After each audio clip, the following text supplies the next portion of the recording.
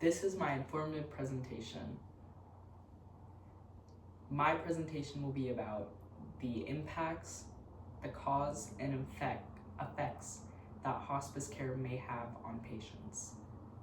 My purpose today is to inform my audience about the importance of hospice care and the impacts that hospice or palliative care may have on those patients.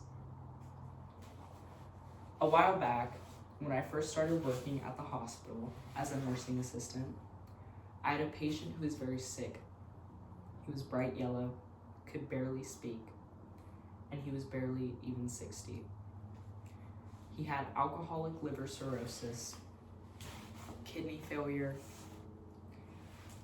and he couldn't even remember where he was at, which was at the hospital.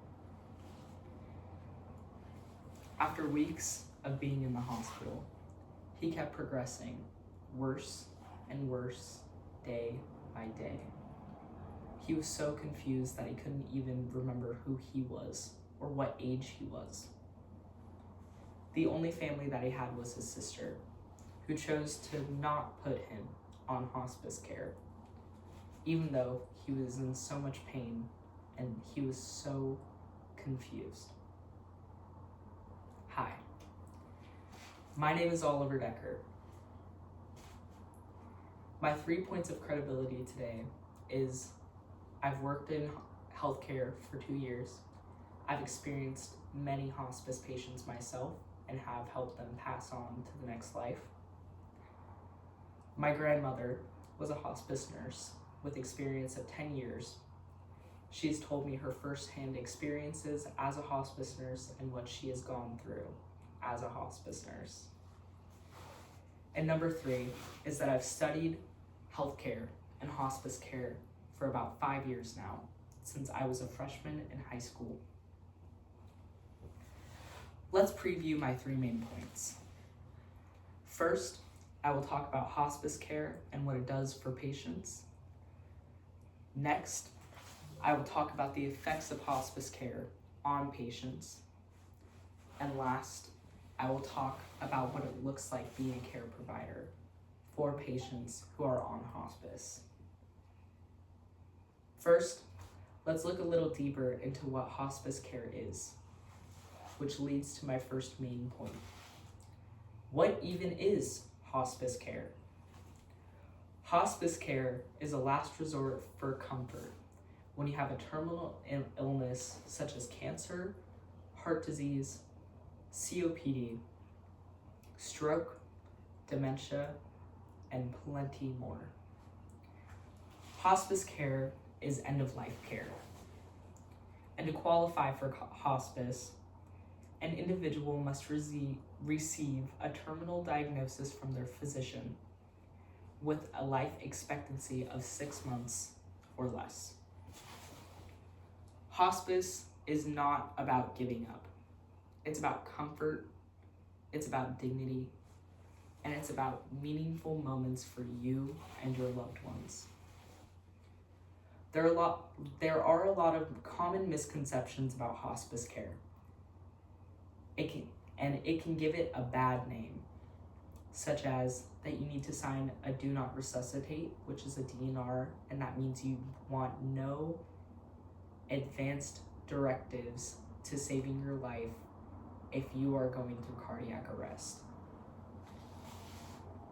All of hospice is the same, that they just sedate patients, or it ends when the patient passes. As you can see, none of these statements are correct. You don't have to sign a DNR to be on hospice. You can choose to be a full code if you truly want to. There are different levels of care one might need, and you can choose what type of care you want, such as in-home care, hospital care, and skilled nursing facilities. In some cases, patients can be sedated at all time, but it's truly up to the patients what they want and what they decide to do with their care and what to do to manage their symptoms. So, We just talked about what hospice care is. You may remember the part I described with this patient and how much pain he was in. Hospice care, or known as comfort care, can change that. Hospice care can affect residents and patients alike, and it's very difficult on their mental health. Let's look a little deeper on how hospice care affects patients and what they might go through when they are on hospice care.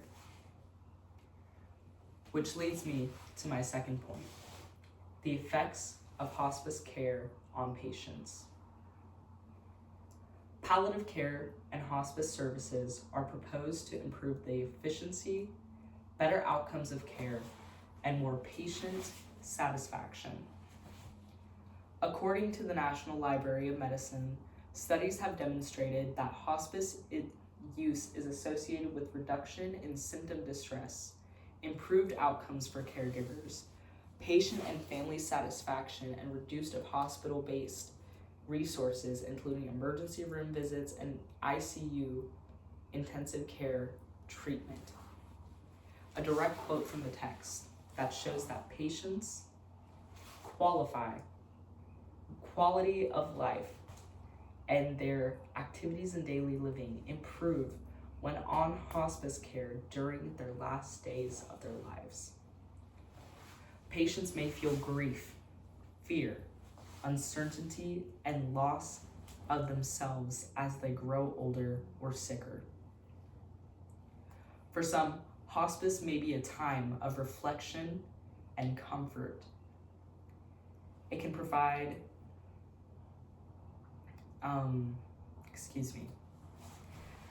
hospice mental health care plans exist. There are mental health providers to help with symptom management, stronger coping mechanisms, and higher sense of peace within themselves. Failing to address hospice patients' mental health can lead to diminished quality of life, causing more pain than good. So, we just discussed how hospice care can affect patients and how it can be mentally debilitating for them. You may remember when I was talking about my patient being extremely sick and wanting to go on hospice care. Let's think about how providers can help the effects that it has on patients. Lastly, I will explain how caregivers can help with end-of-life care, which leads to my third and last point. What the job of a care provider looks like. As a care provider myself, I understand what I do need to do to help with hospice patients. We have a very specific regulation at Peace Health regarding comfort care patients. Make sure that they are the most comfortable possible when they are in the last end stages of their lives, such as taking vitals once a day, talking to the family to see if they need any comfort or help, and talking to the patient to see what they need and what I can do to help them. Especially if they need spiritual guidance and we need to call in a chaplain. Currently, I'm a certified nursing assistant, and as a CNA, I assist with hands-on support with activities of daily living and try to provide self-actualization. There are plenty of people in hospice care. And as care providers, we help, we care, we listen. There are CNAs, registered nurses, chaplains who provide spiritual guidance and what they want to do with their spirituality, social workers, and counselors to help with any need the patient or the family may need during this time.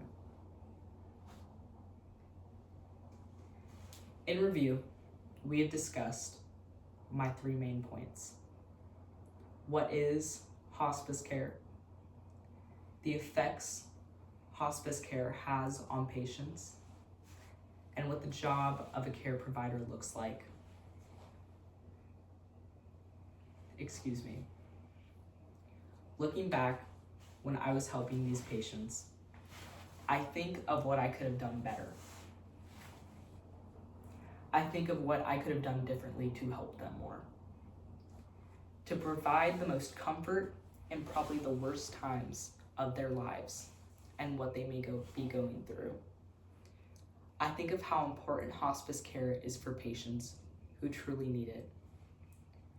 Hospice care is used to comfort patients in the most trying times of their life. It's everything we all experience at one point, but it's better to manage pain and to pass on comfortably than experience the last 6 months in anguish. Thank you. My name is Oliver Decker, and that was my informative speech about the cause and effects of comfort care. Thank you.